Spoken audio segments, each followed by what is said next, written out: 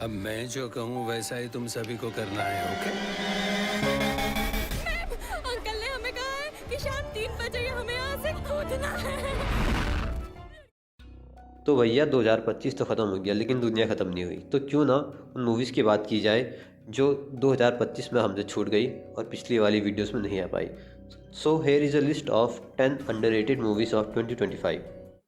जुगनुमा एक weird type की fantasy movie है जिसमें main lead Manoj Tiwari sir ने किया है। एक्चुअली ये मूवी 2024 की है लेकिन इसे थिएटर्स में 2025 में लिमिटेड स्क्रीन्स के साथ लाया गया। मूवी सेट है 1980s की हिमालयन माउंटेन्स पर जहां मिस्टीरियसली जंगलों में आग लग रही है और देव जो उस फार्म का ओनर है उसे इस मिस्ट्री को सॉल्व करना है। पापा पापा आग लगी है पापा इन द नॉर्थ वेस्ट। हम लोग कल पता करते हैं जले पेड़ों के बारे में। बैड गर्ल ऐसी लड़की की कहानी है जो वो सब करती है जिसे सोसाइटी में लड़कियों के लिए टैबू माना जाता है। रम्या हमारी मेन कैरेक्टर तलाश में है एक परफेक्ट पार्टनर की जिसे वो स्कूल से कॉलेज तक तलाश करती है और इस बीच वो सामना करती है स्ट्रिक्ट पेरेंट्स के रेगुलेशंस और सोसाइटी के एक्सपेक्टेशंस टू अ गर्ल। ये कहानी लड़कियों की ज़िंदगी, उनकी डिज़ायर्स और उन पे सोसाइटी का प्रेशर को हाईलाइट करती है। और ऑफ कोर्स ये 18+ मूवी है जिस कारण इसे कई जगह बैन करने के बाद भी आई, लेकिन अराउंड 22 मिनट्स की फुटेज काटने के बाद इसे रिलीज़ की परमिशन मिल गई। As far back as I can remember, I've always wanted a boyfriend.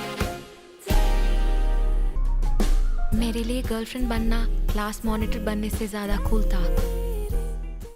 ये एक काफ़ी इंटरेस्टिंग मूवी है। कहानी है अजेश की जो एक गोल्ड ज्वेलर के साथ मिलके उन लोगों को गोल्ड की ज्वेलरी देता है जो अफोर्ड नहीं कर पाते, लेकिन शान भी दिखानी है और शगुन में जितना पैसा आता है उससे इस गोल्ड का पैसा ले लेता है जिसे वो गोदी ज्वेलरी कहता है।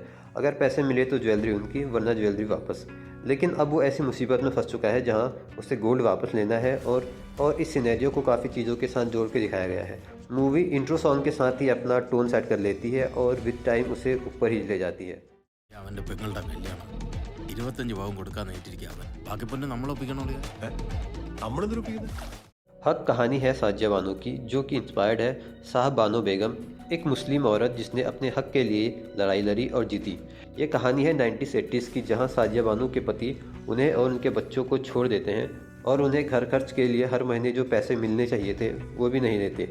इसलिए वहीं से शुरू होती है साजिया बानो की लड़ाई अपने पति से, अपने कानून से और देश के सिस्टम से, जिस बीच कहीं उन्हें सपोर्ट मिला, कभी उन्हें नॉन मुस्लिम कहा गया और कभी उन्हें पर्सनल लॉस भी झेलने पड़े। यामी गौतम का ये कैरेक्टर परफॉर्मेंस काफ़ी नेचुरल और रियल लगता है जो एक्टर्स का पुल ऑफ करना काफ़ी काबिल तारीफ है। हम अब्बास से बेहद प्यार करते थे, उसी प्यार से इस लड़ाई की शुरुआत हुई। तुम कोई पहली औरत तो हो नहीं जिसने अपना शौहर बांटा है। बिरयानी या शीर कोरमा नहीं, ज़बान कर बहुत सवाब का बहुत बरकत होगी। अब्बास शौहर है हमारे। वस एक सुपरनेचुरल हॉरर मूवी थी जिसकी एंडिंग एक डार्क नोट पर हुई थी और वस लेवल 2 उसी कहानी को 10 साल के टाइम गैप के बाद आगे बढ़ाती है। इस बार स्टेक्स और केओस काफ़ी ज़्यादा है और मूवी कई एस्पेक्ट्स पे काफ़ी ब्रूटल गई है जो ऑडियंस को मूवी से हुक करके रखता है और ये मूवी स्टोरी को एक फाइनल कंक्लूजन देती है। अब मैं जो कहूँ वैसा ही तुम सभी को करना है, ओके? अंकल ने हमें कहा है कि शाम 3 बजे हमें यहाँ से कूदना है। इसे मैं 2025 की जेम्स की लिस्ट में शामिल करना चाहूँगा क्योंकि ये एक स्लो मिस्ट्री ड्रामा मूवी है जो खुद को धीरे धीरे अनफोल्ड करती है। ये कहानी है कुरियाचंद की जो एक डॉग ब्रीडर है और मिलिट्री और पुलिस को ट्रेंड डॉग्स देता है और उसकी पहचान काफ़ी बड़े बड़े लोगों तक है, लेकिन वो कुछ गलत काम भी करता है, लेकिन वो हर बार अपने कनेक्शन के वजह से सज़ा से बच जाता है। लेकिन इस बीच कुछ लोग उसके दुश्मन भी बन जाते हैं। अब ये कहानी उन्हीं लोगों के थ्रू दिखाई गई है कि कुरियाचंद कहाँ है और उसे ढूंढा कैसे जाए। 1500 एकड़ की इतनी बड़ी जगह, कुत्तों की पूरी फौज उसकी गुलाम और बीच में वो उनका प्रमुख कमांडर। रेखा चित्रम एक काफ़ी स्लो और लेयर्ड मूवी है। इसकी स्टोरी के अकॉर्डिंग एक काफ़ी जाना माना आदमी खुद को गोली मार लेता है, लेकिन ये सब वो करता है फेसबुक लाइव पर और साथ ही कन्फेस करता है कि बहुत साल पहले अपने स्ट्रगलिंग दिनों में उसने और उसके दोस्तों ने एक लड़की को सेम स्पॉट पे दफनाया था। अब पुलिस का काम है पहले उसकी बात की ऑथेंटिसिटी चेक करना और फिर ये पता करना कि वो लड़की कौन थी। तो अगर तुम इंटरेस्टेड हो एक स्लो पेस्ड क्राइम इन्वेस्टिगेशन में जहाँ क्राइम भी ढूंढना है और प्रूफ्स भी, तो इसे ज़रूर से चेकआउट करना। राजेंद्रन किस तरह का आदमी था? इतना कमाने के बावजूद भी वो अंदर से बेचैन था। ये कहानी है भूमा देवी की, जो कॉलेज में नई नई आई है और काफ़ी इंट्रोवर्ट सी लड़की है। लेकिन कुछ ऐसे इंस्टेंसेस हो जाते हैं जिस कारण वो अब रिलेशनशिप में भी है और पूरे कॉलेज में ये बात फैल भी चुकी है और वो इन सब चीज़ों से बैक ऑफ नहीं कर पाती। और धीरे धीरे उसे समझ आता है कि उसके बॉयफ्रेंड का ये प्यार, ये पॉजेसिवनेस उसे उसका कैदी बना रही है और उसका रिलेशनशिप टॉक्सिक होने लगता है। स्टोरी के पॉइंट ऑफ व्यू से देखा जाए तो मूवी का प्लॉट यही है, लेकिन जिस तरीके से स्क्रीन पे उतारा गया है वो काफ़ी जीनियस है और सभी एक्टर्स ने काफ़ी बेहतरीन काम किया है। तुम विक्रम के साथ सच में खुश हो?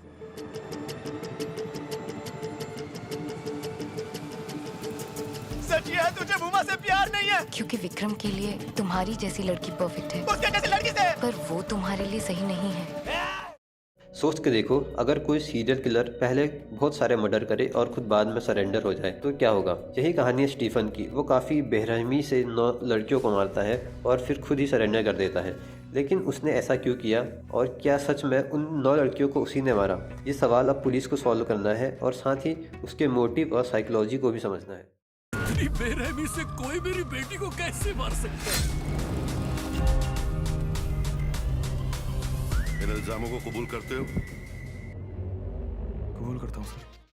एक काफ़ी डिफरेंट टाइप की हॉरर मूवी जिसमें हॉरर फैक्टर काफ़ी कम है और मिस्ट्री और सुपरनेचुरल एलिमेंट्स ज़्यादा हैं, जो इसे एक काफ़ी इंटरेस्टिंग मूवी बनाता है। इसकी स्टोरी एक भूत के अराउंड घूमती है जो एक घर में रहने वाले एक आदमी को परेशान कर रही है और वो कोशिश करता है कि उससे छुटकारा पाया जाए। मूवी काफ़ी थ्रिलर एलिमेंट्स के साथ अनएक्सपेक्टेड ट्विस्ट को लाती है जो कि काफ़ी बोल्ड भी जाती है। उस दिन वहाँ क्या हुआ था? तो ये है 2025 की कुछ अंडररेटेड मूवीज़ जिन्हें बहुत कम लोगों ने देखा होगा। या अगर तुम्हें लगता है कि मुझसे कुछ मूवीज़ अभी भी छूट गई है तो पिछली वीडियो 15 बेस्ट 2025 की मूवीज़ लिस्ट को जरूर चेक करना। हो सकता है तुम्हारी मूवी उस लिस्ट में हो, और अगर नहीं हो तो कमेंट कर देना। और इसी के साथ वीडियो को लाइक करना और चैनल को सब्सक्राइब करना मत भूलना। Till then keep watching movies, anime, web series और any kind of your favourite show, cause we watch everything, we watch professionally.